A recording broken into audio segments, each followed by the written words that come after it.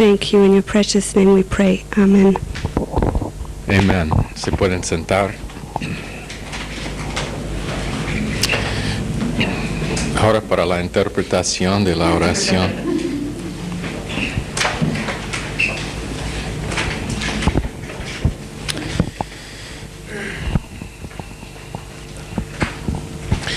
Quiero terminar con lo que estábamos enseñando anoche acerca de la importancia de que la palabra de Dios vuelva a ser residente en nosotros, y después estaremos hablando de la religión de la madre y hijo.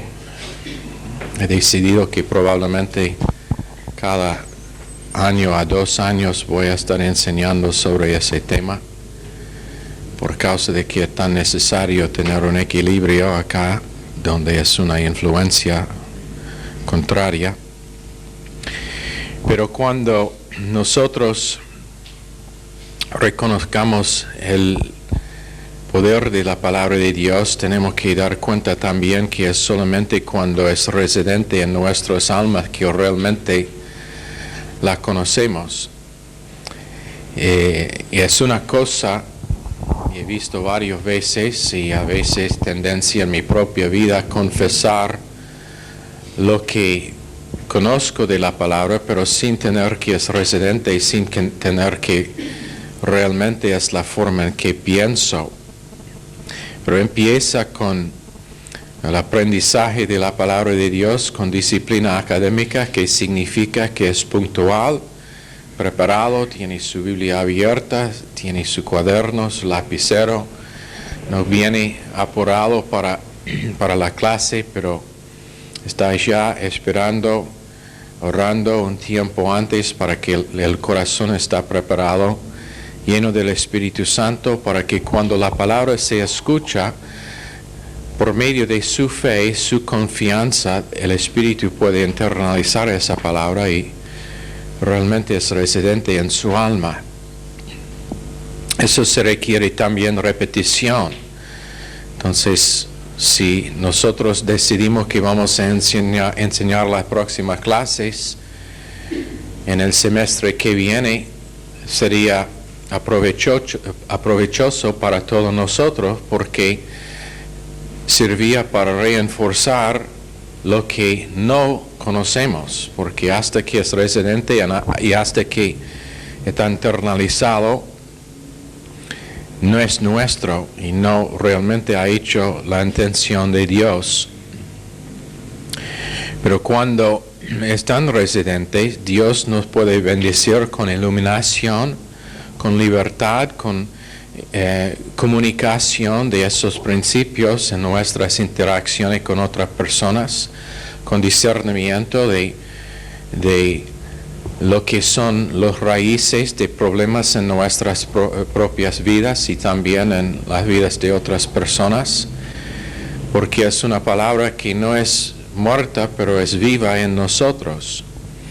Entonces, para cualquier que está estudiando en el instituto, sea un pastor joven, sea una mujer que está involucrada en la administración de la iglesia, o copastor, o cualquier solamente miembro en la iglesia, el consejo es aprender a dejar que la palabra es residente.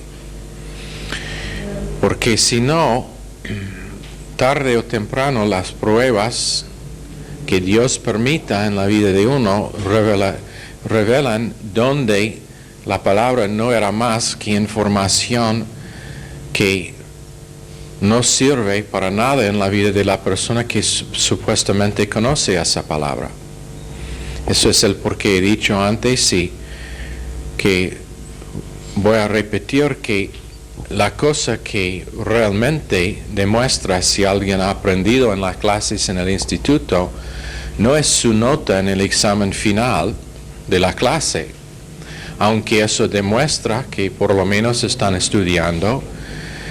Realmente lo que es más importante que la nota, aunque por supuesto queremos excelencia académica, no queremos disminuir la importancia de estudio, por supuesto, pero lo que demuestra si alguien ha aprendido en la clase no pasa dentro del salón de clases.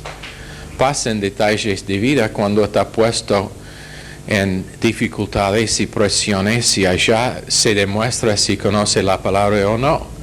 Demuestra en detalles como si cada vez que es un detalle vuelve ansioso, enojado, en alguna cosa todavía sigue teniendo los mismos debilidades y faltas. La persona que puede rendir muy bien en los exámenes, pero siempre es ansioso sobre detalles o malinterpreta en detalles la aplicación de la palabra de Dios, es uno que no ha aprendido, que no ha sido enseñado por el Espíritu. Es nada más que academia, pero realmente no es algo que Dios ha internalizado en su corazón, y eso es algo que es un peligro para todos nosotros, que podemos volver a pensar que simplemente por saber los versos y los principios estamos bien, por causa de que no estamos bien en el examen, estamos bien con Dios, pero algunos de ellos que han sido al fondo de conspiraciones contra este ministerio son ellos que rindieron muy bien en los exámenes, en sus clases en el instituto. En algunos casos maestros en el instituto. En algunos casos asistentes al pastor en la iglesia. Pero el problema es que la doctrina nunca volvía a ser residente en sus almas. Entonces, cuando fue probado en el plan perfecto de Dios, lo que pasa es que están desaprobados por Dios porque se revela que la palabra es nada más que información que usan para impresionar a los demás. Y tenemos que confesar lo que es residente. No podemos confesar lo que no es residente.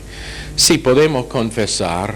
He escuchado varias veces cuando gente confiesan que los mensajes están cambiando sus vidas, pero después en poco tiempo se ve donde no hay aplicación de lo que ellos confiesan que está pasando. Y el gran problema que hay es cuando gente puede confesar la verdad de la Biblia con su boca, pero con sus acciones es una confesión de otra cosa. Entonces, necesitamos confesar no lo que no tenemos, pero lo que tenemos. No podemos confesar experiencia. No confiese sus emociones, sus sentimientos, ni sus observaciones, pero lo que es residente. En verso 13 de la porción, en 1 Timoteo 4, donde estamos, entre tanto que voy, ocúpate en la lectura, la exhortación y la enseñanza. Te didascalía, que es el contenido de correctamente interpretar cómo Dios piensa en la realidad de necesidad. Otra vez, el contenido de correctamente interpretar cómo Dios piensa en la realidad de necesidad. Significa contenido de Dios y el contenido de su forma de pensar en manera precisa. No como a veces había un libro escrito, el título era algo como ¿qué haría Cristo si estuvo aquí? Bueno, Cristo está aquí, Cristo está aquí, en mí. Entonces la cuestión es, ¿qué está pensando Dios dentro de mí en este momento? Porque ya está aquí. Entonces es una vida de concentración que se desarrolla por medio de estudio, por medio de enseñanza.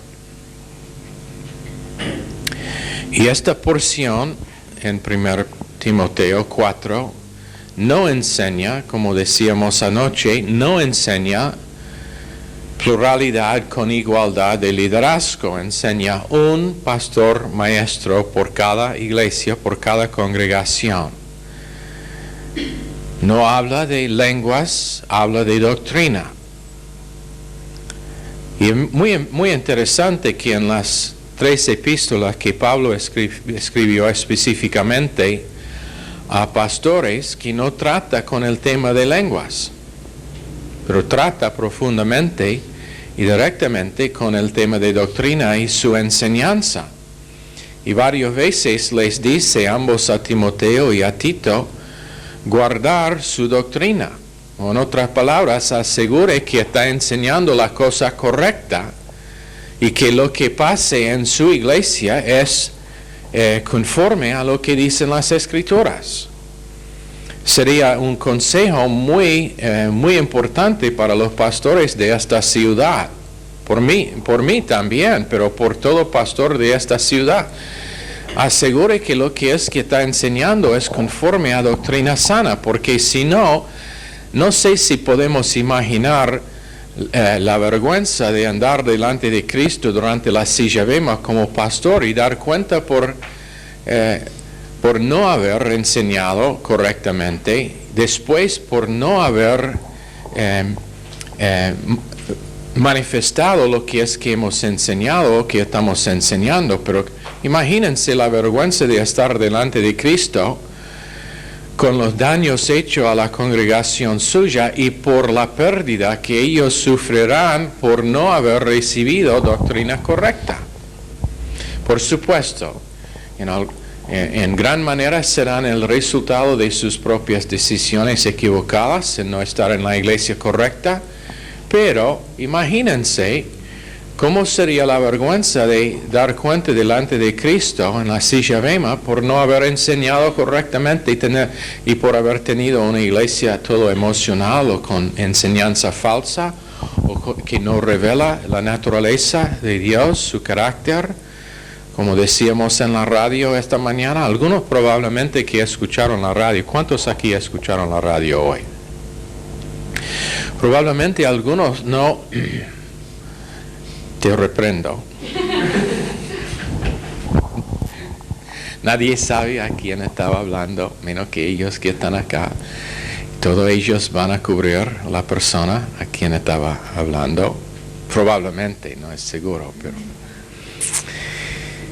pero probablemente algunos de los oyentes no entendieron por qué motivo estábamos tan dogmáticos con respecto a lo que decíamos sobre seguridad eterna.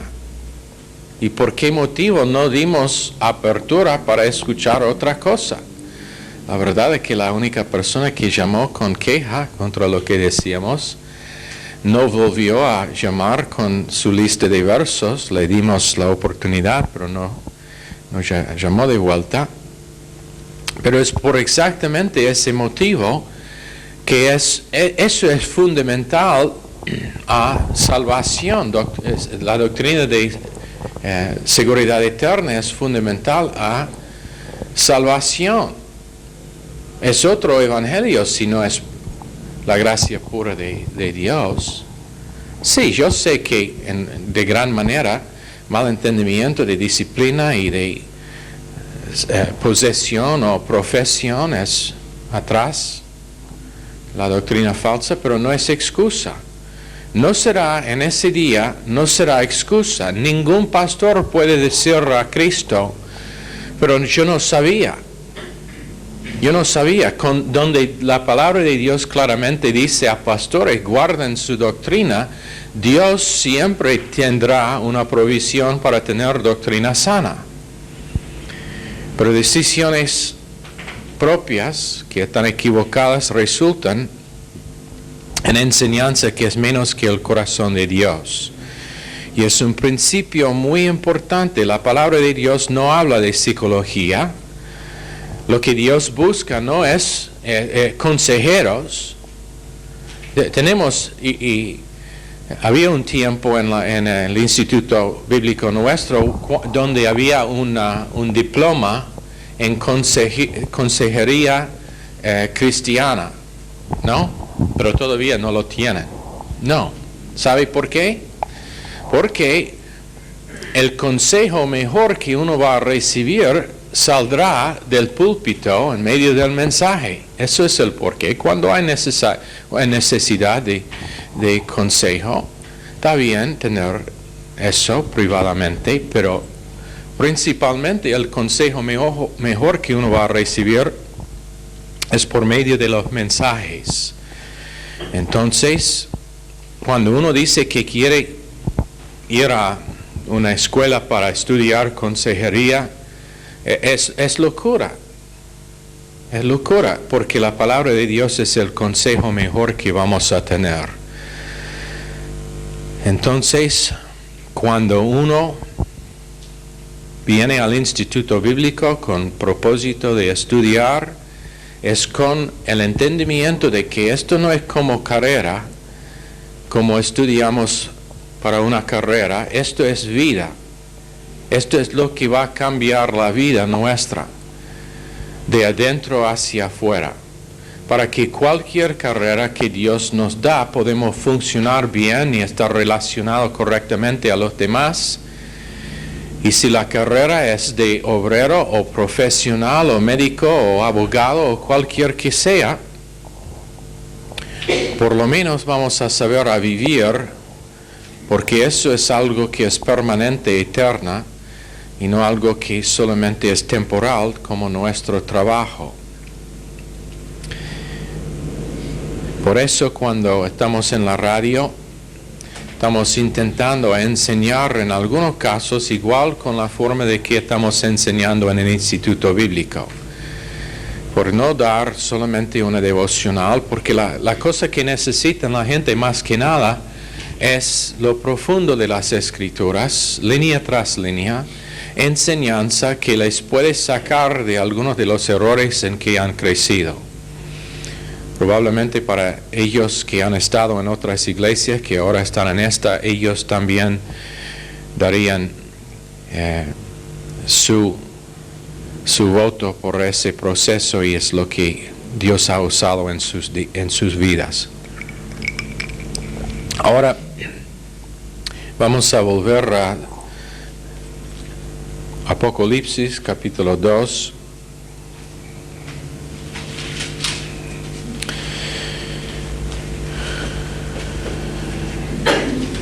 Donde vamos a empezar con lo que queremos decir acerca de la religión de madre e hijo. Y la primera cosa que queremos decir es que cuando enseñamos estas cosas, no es por propósito de atacar individuos, igual con lo que decíamos con respecto a lenguas. Eso no es nuestro propósito, pero lo que es necesario más y más es definición. Definición. Para que tenemos en mente concreto con qué estamos tratando cuando estamos enfrentados con algunas de estas cosas. Seguro que durante los últimos tiempos en que estamos viviendo ahora, será una religión mundial. Y va siendo formado de miembros de cada denominación, de cada religión, van a formar esa religión del último tiempo. Pero tenemos que dar cuenta alrededor de qué estará formado. En 2 Timoteo 3:1, por favor abran allá. También debes saber esto, que en los postreros días vendrán tiempos peligrosos, porque habrá hombres amadores de sí mismo, ávaros, vanagloriosos, soberbios, blasfemos, desobedientes a los padres, ingratos, impíos, sin afecto natural, implacables, calumniadores, intemperantes, crueles, aborrecedores de lo bueno, traidores, impetuosos, infatuados, amadores de los deleites más que de Dios, que tendrán apariencia de piedad, pero negarán la eficacia de ella. A estos evita, Porque de estos son los que se metan en las casas y llevan cautivas a las mujercillas, cargadas de pecados, arrastradas por diversas concupiscencias. Estas siempre están aprendiendo y nunca pueden llegar al conocimiento de la verdad.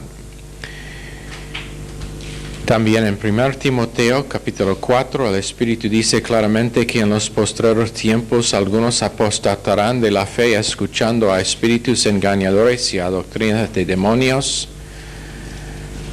Si esto enseñas en verso 6 a los hermanos, serás buen ministro de Jesucristo, nutrido con las palabras de la fe y de la buena doctrina que has seguido.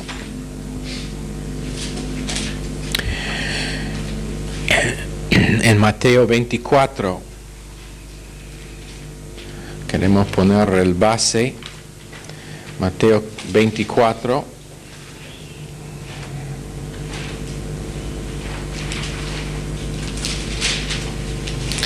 12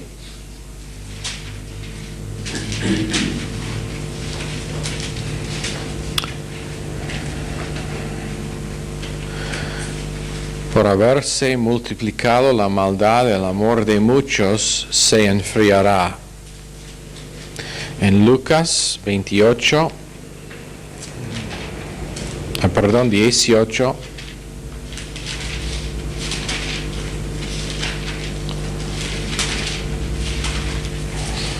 10, dos hombres subieron al templo a orar. Uno era fariseo y el otro publicano. El fariseo, puesto en pie, oraba consigo mismo de esta manera: Dios, te doy gracias porque no soy como los otros hombres, ladrones, injustos, adúlteros, ni aun como este publicano. Ayuno 2 veces a la semana, doy diezmos de todo lo que gano. Mas el publicano, estando lejos, no quería ni aun alzar los ojos al cielo, sino que se golpeaba su pecho, diciendo: Dios, sé propicio de mí, pecador. Os digo que éste descendió a su casa justificado antes que el otro, porque cualquiera que se enaltece será humillado, y el que se humilla será enaltecido. Pero aunque no sabemos lo que va a pasar durante estos primeros años del tercer milenio, la cosa que sí sabemos es que cada 2000 años hay algo importante. De creación al diluvio, 2000 años. Del diluvio a la cruz, 2000 años aproximadamente. Y de la cruz hasta hoy día, 2000 años. Sabemos que 7 es un número muy importante en el plan de Dios. Sabemos que el milenio es 1000 años, entonces si sabemos un poquito de matemáticas, podemos decir que 2 más 2 más 2 más 1 es 7, y eso puede definir el plan de Dios para tiempo y para este mundo. Entonces, no quiero decir que cuando Dios va a enviar a Cristo en la segunda venida, pero la cosa que podemos decir con seguridad es que su venida es eminente, que quiere decir puede pasar en cualquier momento, no hay más necesario, podría pasar del momento de su ascensión hasta este momento o en cualquier otro momento que Dios decida, que es el cumplimiento de tiempos. Pero en Apocalipsis capítulo 2, ahora,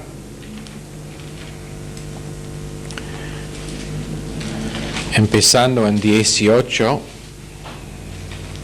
acerca de la iglesia de Tiatira,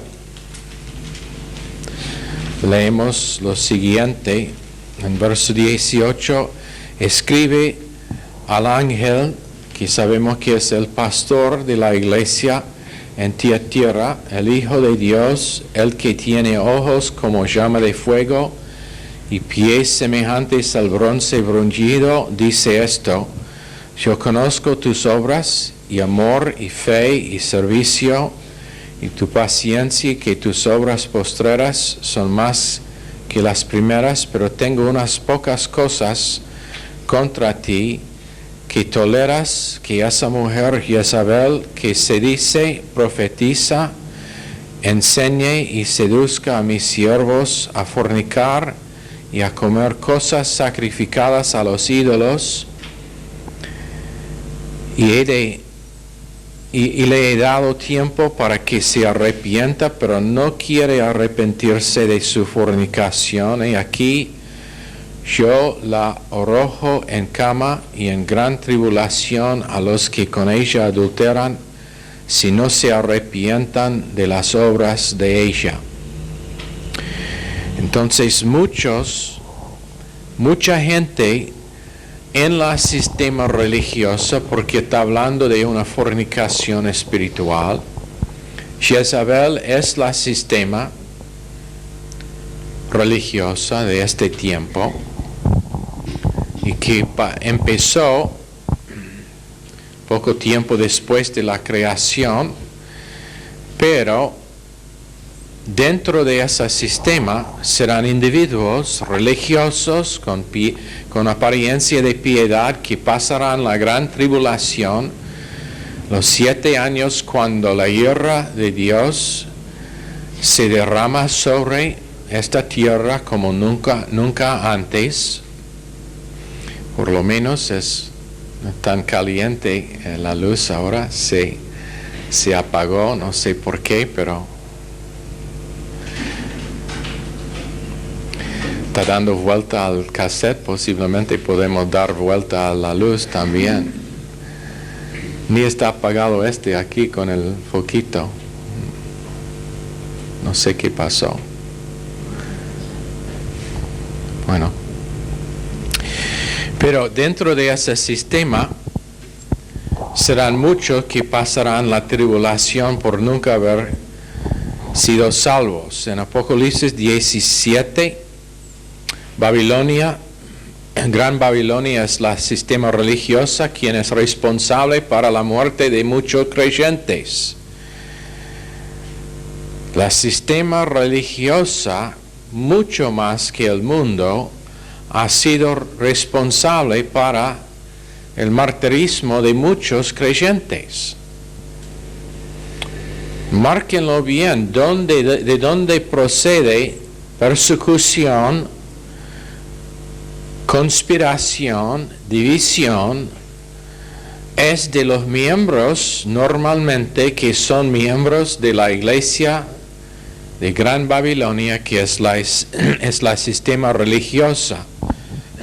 Ese sistema ha hecho amistades con reyes y gobernantes de este mundo, cuando los que realmente representan a Dios siempre andan en contra de un gobierno maligno.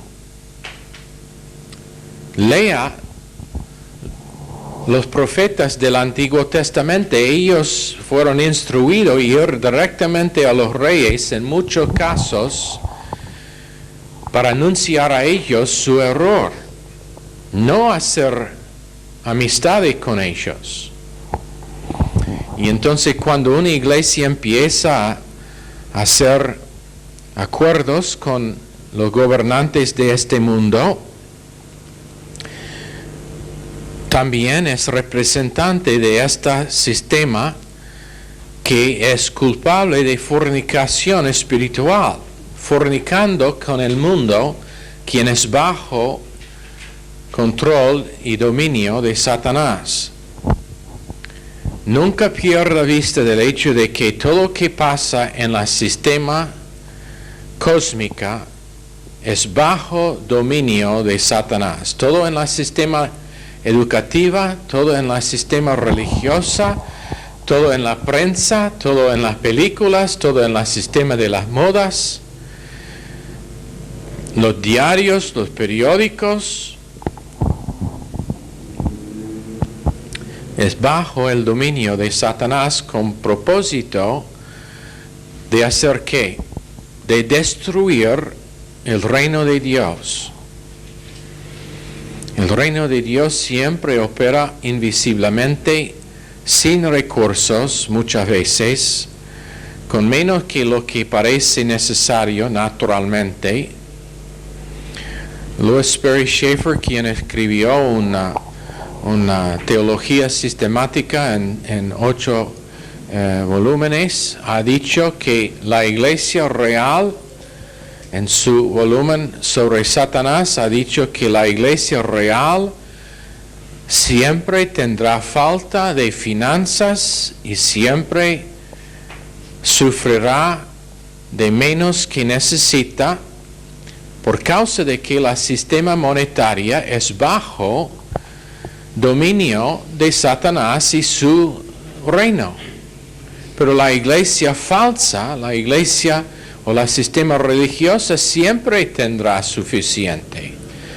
Siempre será más que suficiente. La iglesia que está haciendo la obra de Dios siempre debe tener falta por estar sobreextendido en su obra misionera, sobreextendido en sus alcances, sobreextendido en lo que está intentando hacer para alcanzar los perdidos por Cristo. Entonces no es algo raro, no es algo incomún, pero a la vez estará otra iglesia que es parte de la iglesia de Babilonia, el sistema de Babilonia, que tendrá más que suficiente. Sin vergüenza te digo que la entidad más rica en todo el mundo es la Iglesia Católica. ¿Sabes? Las riquezas que están dentro de la ciudad vaticana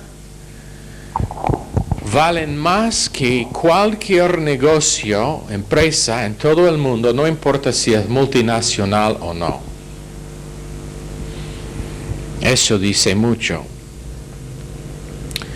Pero empezó en Asiria, Egipto, Babilonia con los medos y persios, en Grecia, en Roma.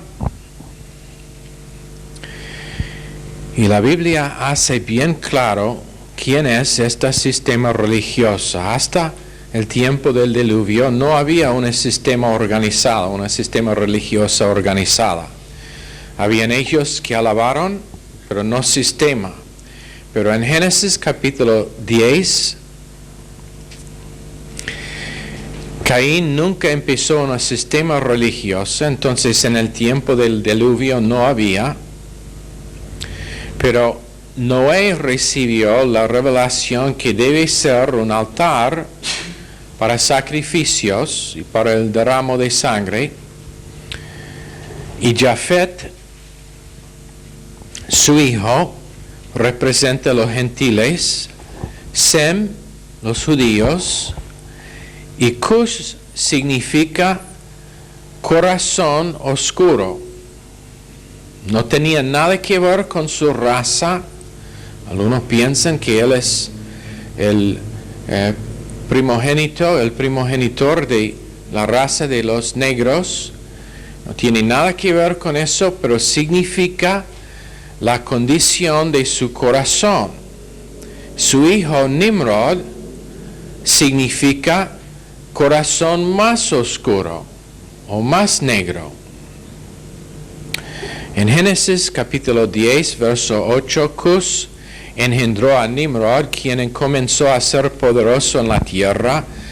Él fue un vigoroso cazador delante de Jehová, por lo cual se suele decir como Nimrod, el vigoroso cazador delante de Jehová. Al principio su reino abarcaba Babel, Erech, Akkad y Caín, y en la tierra de Sinar.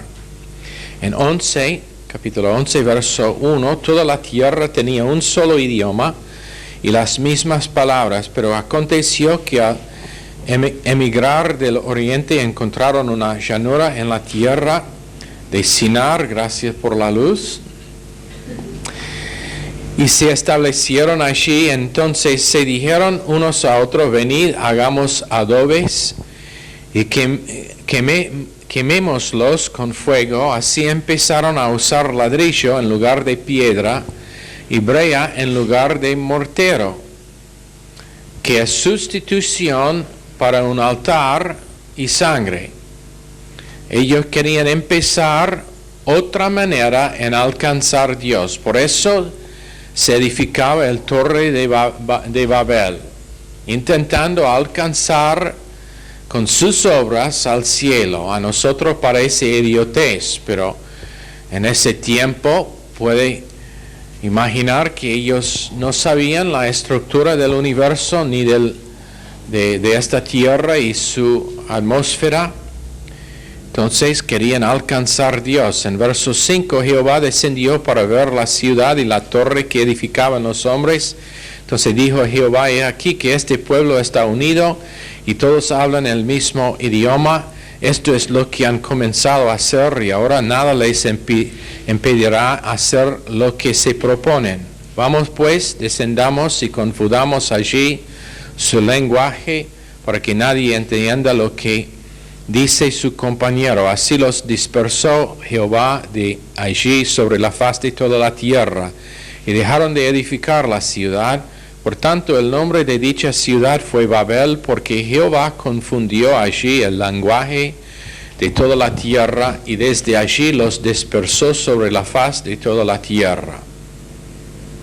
La Biblia es el único libro que da respuesta por la pregunta acerca del por qué hay tantos idiomas. Si todos nosotros procedemos de primero Adán y Eva y después Noé y sus familiares, que por supuesto hablaron la misma idioma, ¿por qué hoy en día hay tantos idiomas? Simplemente no hace sentido, menos que lo que es que Dios dice. Y algunos de esos idiomas tan distintos que ni puede reconocer de lo que está hablando la persona. Por ejemplo, cuando Maru habló en finlandés a nosotros, parece totalmente ilógico. Por lo menos francés tiene algunos sonidos parecidos a castellano, pero hay otras familias que son totalmente aparte de lo que suena como idioma. ¿Y cómo explicar ese asunto? Especialmente cuando podemos marcar que esos idiomas han existido literalmente miles de años. En 1 Reyes 16 habla de Omri, y vamos a leer allá también.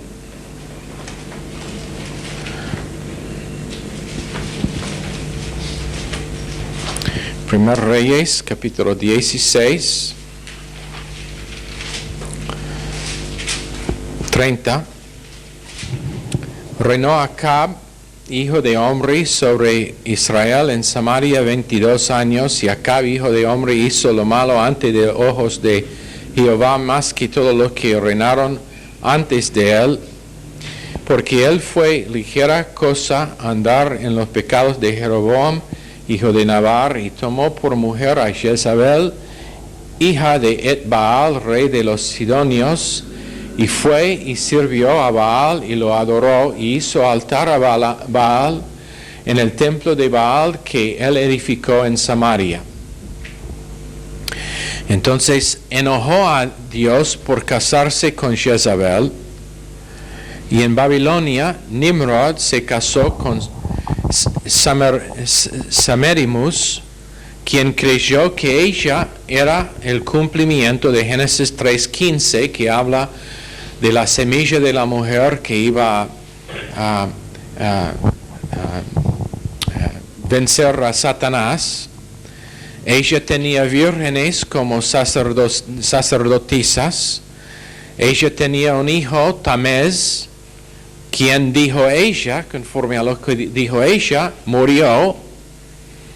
Entonces ella clamó un ayuno de 40 días Y conforme a lo que dijo ella, y conforme a sus oraciones, la cuenta suya es que por causa de la ayuna de 40 días y sus oraciones, revivificó su hijo. Pero la verdad es que nunca nadie vio a su hijo muerto. Entonces, como consecuencia, se empezó la religión de madre y hijo. La religión de madre e hijo no es el resultado, como algunos piensan, de lo que pasó en el cuarto siglo con Constantino. Vamos a pasar sobre todo eso. Cuando él formó la Iglesia Católica, la Iglesia Apostólica Romana, pero la religión de madre e hijo empezó siglos antes. Ella fue llamada Reina del Cielo. Marque eso. Una de las cosas que nos impresionó mucho, primera vez que visitábamos había un tiempo de canciones con una chica que estaba congregándose en la iglesia en Tortuguitas, pero que asistía a una escuela católica, que ellos tenían una bandera que dijo, adoramos a la Virgen Reina del Cielo. Y cuando la Biblia dice claramente que ese es un título de una religión falsa, de la cabeza de una religión falsa. Entonces ellos formaron esta religión falsa siglos antes de Cristo. Fue en operación años y años antes de Cristo. Los de Fonecia tenían Astaroth y Baal. Los egipcios tenían Isis y Horus. Isis la madre, Horus el hijo. En Grecia, Afrodite y Eros, la diosa y su hijo. Roma tenía Venus y Cúpido. ¿Cúpido es? Cupido, ok. En cada caso había una fiesta cada año con panes especiales hechos especialmente por esa fiesta. No sé si lo hacen acá en Argentina o no. Tienen en la iglesia católica los panes especiales que tienen un cruz arriba, encima de eso, ¿no? ¿No lo tienen?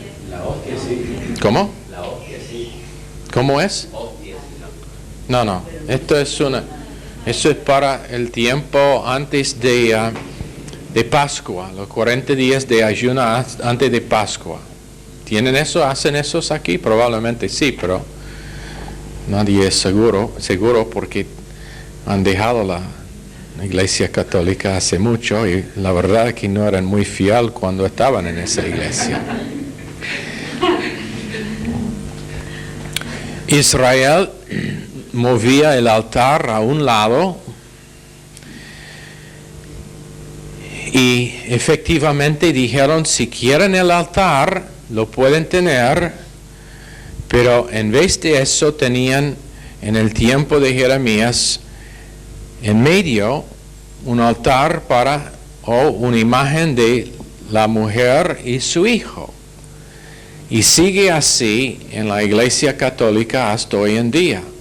En medio, en lugar principal, la Virgen y su hijo, pero al lado es el altar. En Jeremías 44,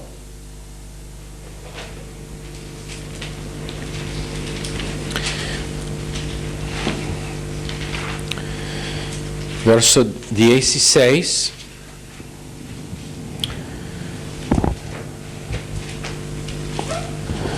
la palabra que nos ha hablado en nombre de Jehová no la oiremos de ti, sino que ciertamente pondremos por obra toda palabra que ha salido de nuestra boca para ofrecer incienso a la Reina del Cielo, derramándole libaciones como hemos hecho nosotros y nuestros padres, nuestros reyes y nuestros príncipes en las ciudades de Judá y en las plazas de Jerusalén, y tuvimos abundancia de pan, y estuvimos alegres y no vimos mal alguno.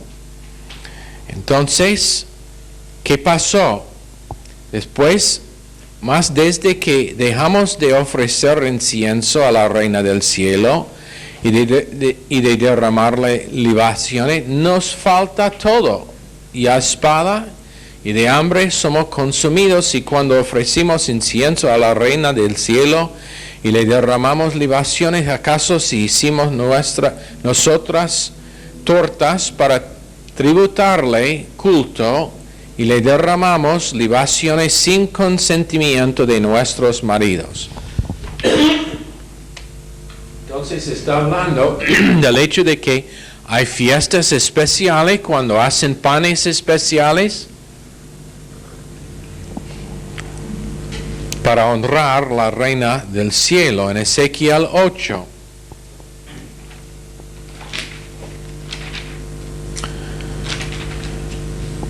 Verso 3. Aquella figura extendió la mano y me tomó por las guedejas de mi cabeza, y el Espíritu me alzó entre el cielo y la tierra y me llevó en visiones de Dios a Jerusalén, a la entrada de la puerta de adentro que mira hacia el norte, donde estaba la habitación de la imagen del celo, la que provoca celos. He aquí, allí estaba la gloria del Dios de Israel, como la visión que yo había visto en el campo. Y me dijo: hijo de hombre, alza ahora tus ojos hacia el lado del norte. Y alcé mis ojos hacia el norte, y he aquí al norte, junto a la puerta del altar, aquella imagen del celo en la entrada. Me dijo entonces: hijo de hombre, ¿no ves lo que estos hacen?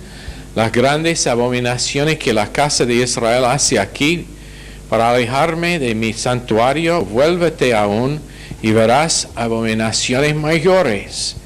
Y me llevó a la entrada del atrio y miré, y aquí en la pared un agujero. Y me dijo: hijo de hombre, cava ahora en la pared.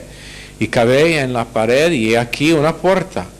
Me dijo luego: entra y ve las malvadas abominaciones que estos hacen allí. Entré pues y miré, y aquí toda forma de reptiles y bestias abominables y todos los ídolos de Israel que estaban pintados en la pared por todo alrededor, y delante de ellos estaban 70 varones de las naciones de la casa de Israel, y Yazanías, hijo de Safán, en medio de ellos, cada uno con su incensario en su mano, y subía una nube espesa de incienso.